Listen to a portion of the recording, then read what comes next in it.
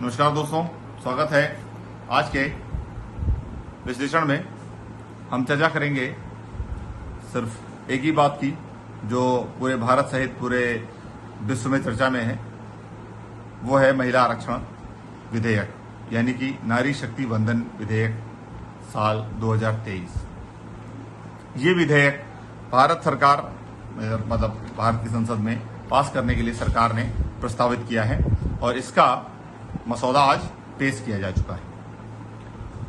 अब ये पूरे विश्व में चर्चा में है और विश्व में थोड़ा सा एक चीज और भी चर्चा में है, वो है कि कनाडा के प्रधानमंत्री जस्टिन ट्रूडो, जो कि अपनी सरकार को कनाडा में बचाने के लिए खालिस्तानियों के समर्थन में खुल करके आ गए हैं और इस चक्कर में वो एक आतंकवादी खालिस्तानी आतंकवादी की हत्या का आरोप भारत के रिसोर्सेस या सोर्सेस पर लगा करके उन्होंने सुबह कहा कि हम भारत के एक डिप्लोमेट को यहाँ से एक्सपेल कर रहे हैं, निकाल देंगे। भारत ने इसका विरोध किया। उसने फिर कैनेडियन हाई कमिश्नर को बुलाया और उसको भी अपना पक्ष रखा और उनसे कहा कि तुम भी यहाँ से निकल लो, 5 दिन के अंदर भारत छोड़ के चले जाओ। खैर, शाम को एक खबर आई कि ट्रूडो शांत हो गए, बोलने लगे नहीं भारत तो हमारा बहुत करीबी पार्टनर है, हम भारत को उकसाना नहीं चाहते थे, हम तो ये कह रहे थे कि इस इन्वेस्टिगेशन में भारत भी हमारी मदद करे। खैर, उस विषय पर भी जल्दी बात करेंगे कि क्यों आखिरकार ट्रूडो को ये सब करना पड़ रहा है। और पर हम आते हैं महिला आरक्षण विधेयक पर, जिसे नारी शक्ति वंदन विधेयक के नाम से मोदी सरकार ने आज संसद में पेश किया। इससे पहले चर्चा हो रही थी और इस बात का एहसास कांग्रेस को पहले ही हो चुका था कि ये वुमेन्स रिजर्वेशन बिल या महिला आरक्षण विधेयक आने वाला है, तो इसलिए उन्होंने पहले से ये कहना शुरू कर दिया कि भाई देखिए, हमने इसके लिए प्रयास किया और जो है वो ये विधेयक लाया जाए और इसके बारे में पूरी चीजें हमको एक्सप्लेन की जाए। फिर उसके बाद में उन्होंने ये भी कहा कि अब इस चीजों को आगे बढ़ने से पहले ये जानना जरूरी है कि आखिरकार महिला आरक्षण पर अब तक हुआ क्या और कितनी राजनीति हुई और कितने निम्न स्तर पर राजनीति हुई, उसको समझने की जरूरत है। साल 1989 में पंचायतों में आरक्षण के लिए विधेयक पारित करने का प्रयास राजीव गांधी ने किया महिलाओं को आरक्षण के लिए, लेकिन वो पारित नहीं हो पाया। फिर उसके बाद 1993 में पी नरसिम्हा राव ने महिलाओं को पंचायत चुनावों में आरक्षण देने के लिए विधेयक पारित करवाया। उसके बाद में फिर महिलाओं को लोकसभा विधानसभा में आरक्षण देने के लिए 1/3 आरक्षण देने के लिए विधेयक को फिर से ये विधेयक लाया गया जो अभी है। 81 संविधान संशोधन के रूप में 1996 में ये विधेयक लाया गया, वो पारित नहीं हो पाया। उसके बाद में 1998 में अटल जी ने फिर महिला आरक्षण विधेयक को लाने के लिए प्रयास किया और उसके लिए एड़ी चोटी का जोर लगा दिया। ये 1998 में पास नहीं हो पाया, 1999 में पास नहीं हो पाया, साल 2002 में अटल जी ने फिर प्रयास किया, उसमें भी पास नहीं हो पाया, 2003-2004 में अटल जी ने फिर कोशिश की लेकिन नहीं हो पाया। क्यों?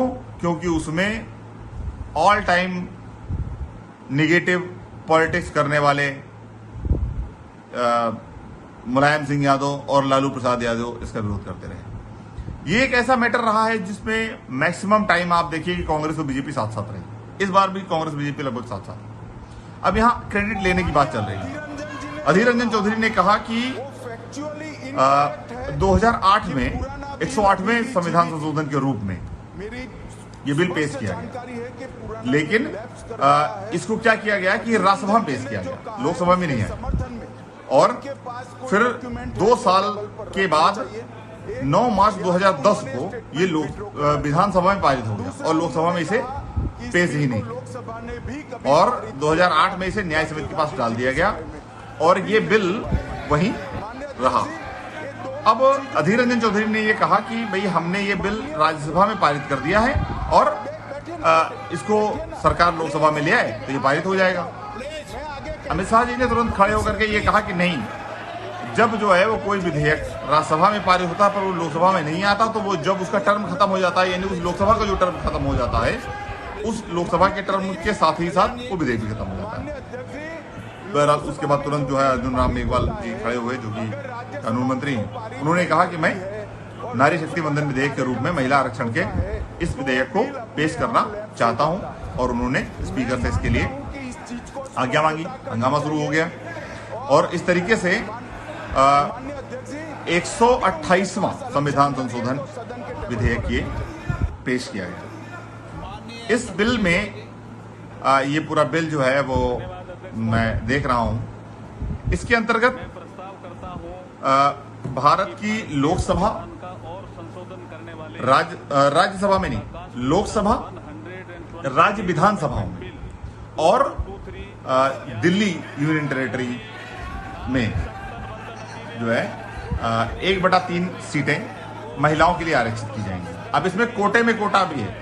ये 1/3 कोटा जो है वो टोटल कोटे के अंदर आएगा, पर 15% जो एससीज को कोटा दिया गया है उसमें भी 1/3 कोटा महिलाओं को मिलेगा। इसी तरीके से एसटीज में जो 9% कोटा दिया गया है उसके अंदर भी 1/3% कोटा महिलाओं को मिलेगा। उसके बाद में फिर साथ में ये भी प्रोविजन किया गया, इसमें ये भी प्रोविजन किया गया है कि ये आरक्षण जो है ये 15 साल के लिए, 15 साल के बाद अगर संसद चाहेगी तो इसको आगे बढ़ाएगी, नहीं चाहेगी तो नहीं बढ़ाएगी। जैसे आप देख रहे होंगे कि SC ST आरक्षण का भी जब संविधान बना था और भीमराव अंबेडकर ने इसको जब इम्प्लीमेंट किया था तो सिर्फ 10 साल के लिए था, लेकिन अभी नहीं हटा है और मुझे लगता कभी हटेगा भी नहीं। इसी तरीके से ये भी 15 साल के लिए आया है, ये भी आगे इम्प्लीमेंट होता है। वैसे मैं ये एक बहुत ही सुंदर और बहुत ही अच्छा मूव है, मैं इसकी मतलब भूरी भूरी प्रशंसा करता हूँ। प्रधानमंत्री जी ने उसके बाद में राज्यसभा में बोलना शुरू किया। उन्होंने ये कहा कि ऐसे काम जो बहुत दिनों से पेंडिंग है, अटल जी की आत्मा को आज बहुत शांति मिली होगी कि वो जो काम करने के लिए 4-5 बार प्रयास किए उस काम को प्रधानमंत्री जी आज करें। उन्होंने ये कहा भी कि ये ऐतिहासिक काम करवाने के लिए प्रकृति ने मुझे चुना है, और सही बात, उनको चुना है कि वो ऐसा करवा सकते हैं और वही करवाने का प्रयास भी कर रहे हैं। ये विधेयक आज प्रस्तुत किया गया है, कल इस पर चर्चा होगी और कल ही ये यहाँ से लोकसभा से पारित हो जाएगा। उसके बाद इसे राज्यसभा में रखा जाएगा, यानी कि 21 तारीख को वहां से पारित हो जाने के बाद ये कानून बन जाएगा। लेकिन इसमें कुछ कैच हैं, उनको समझिए। इसमें ये प्रोविजन है कि वर्तमान जनगणना के अनुसार और सीटों का करेक्शन, यानी कि उनके पुनरीक्षण के बाद जो सीटें बनेंगी उस पर 33% आरक्षण दिया जाएगा महिलाओं को। यानी कि ये अगर इस विशेष सत्र में पारित भी हो जाता है तो भी 2024 के चुनाव में महिलाओं को 33% आरक्षण नहीं मिलेगा, उनको 2029 में ही 33% आरक्षण मिलेगा। हाँ, ये हो सकता है कि उत्तर प्रदेश में 2027 में इलेक्शन है, तब तक ये इंप्लीमेंट हो जाए और जनगणना हो जाए और सीटों का पुनरीक्षण हो जाए तो विधानसभाओं में आरक्षण मिला सुनो, पर लोकसभा में आरक्षण 2029 में ही मिलेगा। बट ये फिर भी ये एक वेलकम मूव है कि इसके तहत वो चीज जो आज तक सिर्फ एक कल्पना थी वो अब खत्म होगी और असलियत में आएगा। इससे महिलाओं में देखिए अब परिवर्तन क्या होंगे। सबसे बड़ा परिवर्तन ये होगा कि अभी तक पूरे भारत में जो सिर्फ मतलब लोकसभा की मैं बात करूं तो सिर्फ 82 महिलाएं सांसद हैं इस समय, सबसे ज्यादा हैं आज तक के इतिहास में, सबसे ज्यादा महिलाएं हैं 82, जो कि सीधे 181 हो जाएंगी, यानी कि लगभग 99 महिलाओं की संख्या बढ़ जाएगी। कम से कम महिलाएं आएंगी तो मैं ये तो दावा कर सकता हूं कि क्रिमिनल तो नहीं होंगी। जो अभी जो है लगभग 50% सांसद जो है उनके ऊपर क्रिमिनल चार्जेस हैं, उससे तो बचत रहेगी। कम से कम साफ सुथरी लोकसभा और विधानसभाएं दिखाई पड़ेंगी। दूसरी चीज, महिलाओं में जो लीडरशिप क्वालिटी है वो डेवलप होगी और पॉलिटिक्स में जहां पर एक चीज कहा जाता है कि समाज का आईना महिलाएं होती हैं। अब महिलाओं की स्थिति देख करके आप समाज की स्थिति को देख सकते हैं। तो अगर महिलाएं लीड करेंगी तो प्रोडक्टिविटी, क्रिएटिविटी, नवीनता हर चीज में दिखाई पड़ेगी और ये जो है वो देश के लिए अच्छा होगा। साथ ही साथ पूरे विश्व में ये संदेश जाएगा कि भारत महिलाओं के सम्मान, महिलाओं की लीडरशिप में काम करने वाला देश है और यहाँ की महिलाएं कितनी सक्षम है, हर चीज में सक्षम है। आज हर जगह महिलाएं पुरुषों के साथ कंधे से कंधा मिला के, बल्कि बहुत मामले में पुरुषों से आगे चल रही हैं, तो उनको लीडरशिप मिलेगी। ये बहुत अच्छा मूव रहेगा। साथ ही साथ अब राजनीति यहां पे शुरू होगी इस बात की कि क्रेडिट लेने की, कि आखिरकार कौन महिलाओं के लिए काम कर रहा है और कौन जो है महिलाओं का सबसे बड़ा हितैषी है। इस मामले में अभी तो कांग्रेस और बीजेपी दोनों साथ साथ मिले, पर मल्लिकार्जुन खड़गे आप जिन्हें जानते होंगे कि हर चीज में विवादित भाषण देना उनकी आदत है। उन्होंने कहा था कि अगर बीजेपी का राज्य 2024 में बीजेपी अगर तीसरी बार आ गई तो सनातन का शासन चलेगा।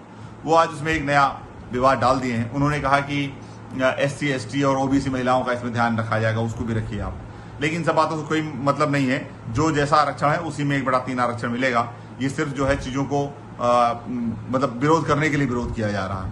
पर ये एक बहुत बड़ा मूव है और प्रधानमंत्री जी को इसके लिए धन्यवाद दिया जाना चाहिए। साथ ही अब क्रेडिट लेने की बात आएगी कि क्रेडिट किसको मिलना चाहिए, क्रेडिट किसको नहीं मिलना चाहिए। हाँ, ये देखिए आप, इतिहास में तो कई बार कांग्रेस ने महिला आरक्षण के लिए प्रयास किया है, लेकिन एक चीज मैं समझ नहीं पाया कि 2008 में जब इन्होंने इसको पारित कराया तो इन्होंने 2 साल बाद 2010 में जब ये विधान राज्यसभा में तो पारित हुआ, पर इसको लोकसभा में लाया ही नहीं गया और इसको सिलेक्ट जो है संविधान न्याय समिति की तरफ डाल दिया गया।